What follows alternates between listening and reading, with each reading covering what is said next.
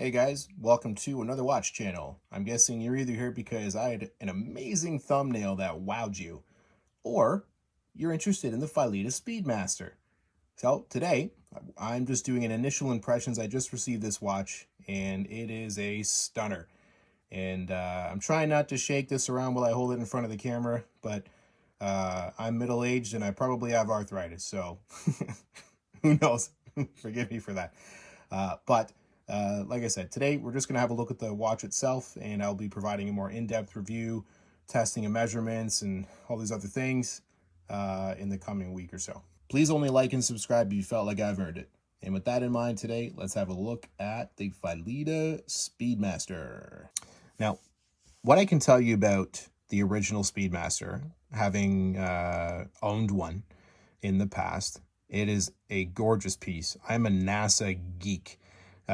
So much so, I don't know if you guys if anyone's been on Kickstarter, I got a couple of those NASA Apollo watches that they had on Kickstarter. I will do a little review or overview of those watches actually on the channel if there's some interest in that.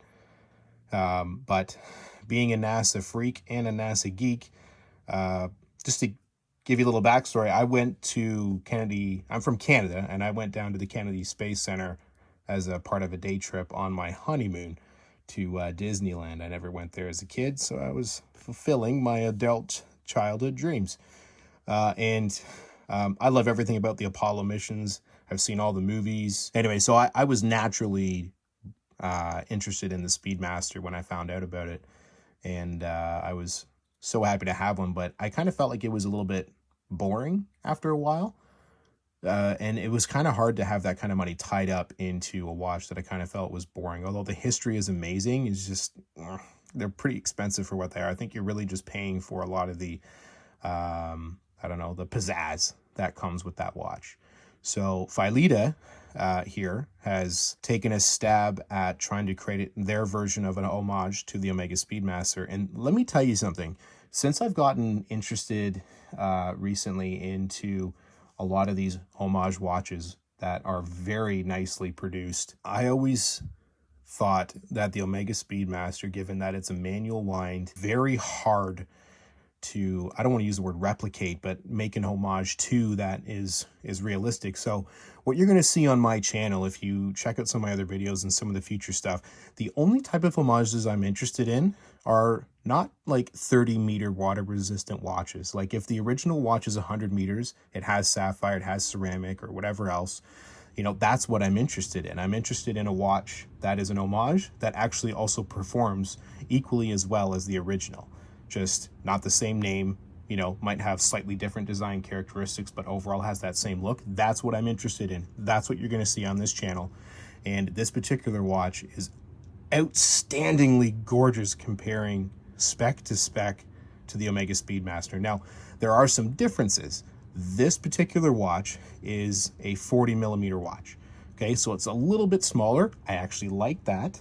40 millimeters is really my sweet spot. Even though I got a bit bigger wrist, I could go bigger. I don't like having, you know, a monstrous wrist. I'm not into diesel watches. So, and then the other thing is that this has a sapphire crystal. So there are Omega watches versions that are not specifically the moon watch, you know, like the standard 1861 movement. There's an 1863 that looks a lot like this, that is manual wind, you know, sapphire see-through case back. You know, it's much more decorated and whatnot, but this is the Seagull ST19 movement, and my God, is this thing just amazing.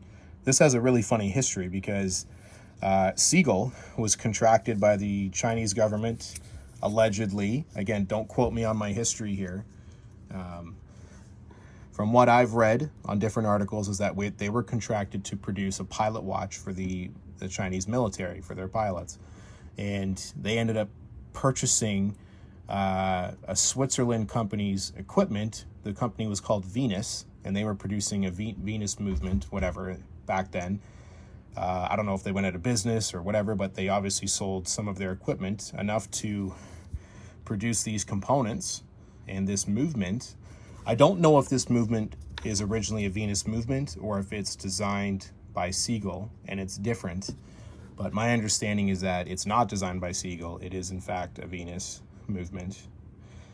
So that technically makes it Swiss, which is kind of cool. And you're getting all this, you know, I got it for 225 Canadian dollars shipped to my house. So I do owe a little bit of a shout out to a couple of channels, Jason the Watch Guy and the I Bought a Watch channel. They reviewed this watch on steel. The Jason Watch channel did that. There's a Tintin version that has a red and white checker around the inside edge of the dial. And their reviews of that watch just brought that knowledge to me that this was even an existing product. So by the time that I went to the store page on AliExpress for Phylida, they were pretty much out of stock, but they had this one. I really wanted to get the one on the bracelet, but I didn't want to miss the opportunity and wait. I did contact the store, and they said they didn't know when they were getting any, maybe sometime in October, later October. So I bought this at the end of September, and it came here within, you know, I guess 3 weeks, and here we go.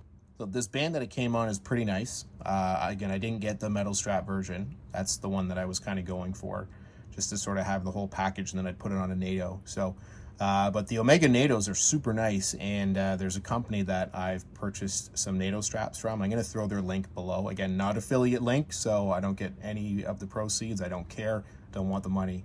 But I feel like the quality of their NATOs are very comparable to some of the Omega Natos that I've had in the past. So feel free. Now, they are not the cheapest NATOs. They're probably about $5 or $6 Canadian, which is still pretty cheap. And then they have another $5-6 shipping charge, again, in Canadian. So I think you're going to pay probably between $12 and $13 or something like that for the NATO strap. So, but they are just super nice. So check them out.